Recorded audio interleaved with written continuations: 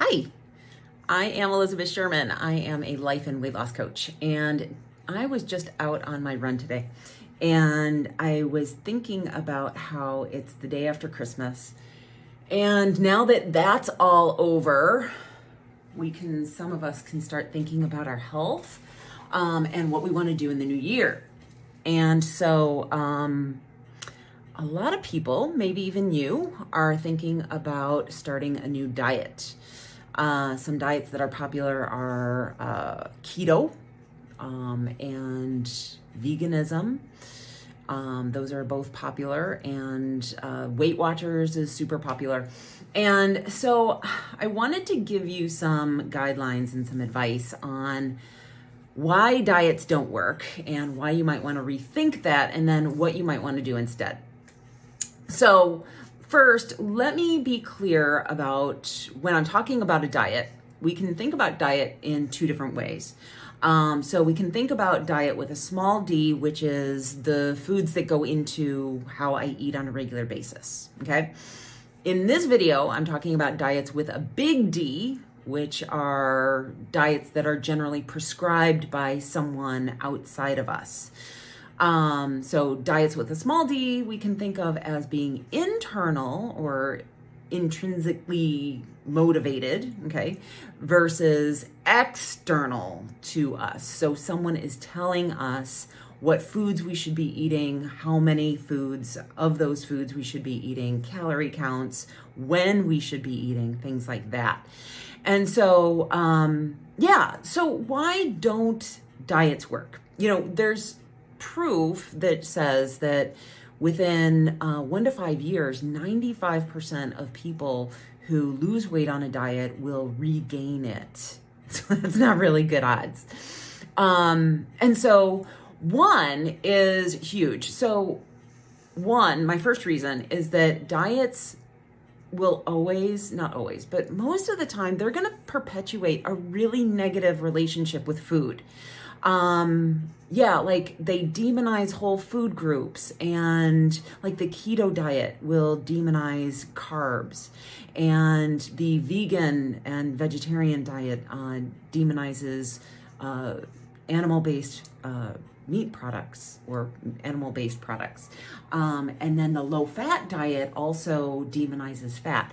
And the truth is that all of our bodies need each of the different macronutrients. Fat, we need protein, and we need some carbohydrates in our system. And so what we get to do is, as individuals, we get to figure out how much of each of those macronutrients are good for us. So if we're following a diet that, completely eliminates something like that, then, it doesn't really give us all of our nutritional needs. And diets like Weight Watchers or intermittent fasting can actually really have a negative relationship with things like treats, like chocolate and ice cream, which when we can't have those things, we tend to want them so much more. Okay. So, diets just in general are not a good mental space. Okay. So, number two is they generally tend to be a temporary food plan.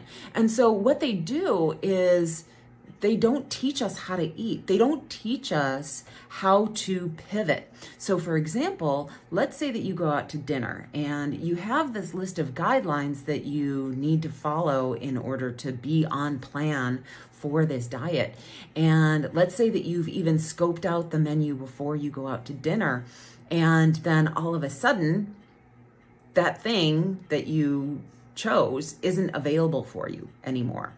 Or maybe you go to the restaurant and the restaurant's full, they don't have their reservation, and now you have to go to another restaurant. So then you're like, oh my gosh, what do I eat? So, they don't teach you how to pivot. And pivoting is one of the hugest successes that you can learn in terms of learning how to eat for your body. When something isn't available, how do you make do with it and not be like, oh, okay, well, I guess that this isn't meant to be, so therefore I'm just going to scrap it all together. Because we know that when we follow a certain plan, it's going to work. So like all diets technically work if you follow them, but it's just a matter of like what's going to be the after effect of it. Okay. And so the third piece, the third reason why diets generally tend to not work is that they don't address any of the mindset or the emotional pieces that we have caught up in food. So for example, if we're eating, but we're not hungry, that means that we're eating for a reason other than hunger. Diets don't address any of those issues.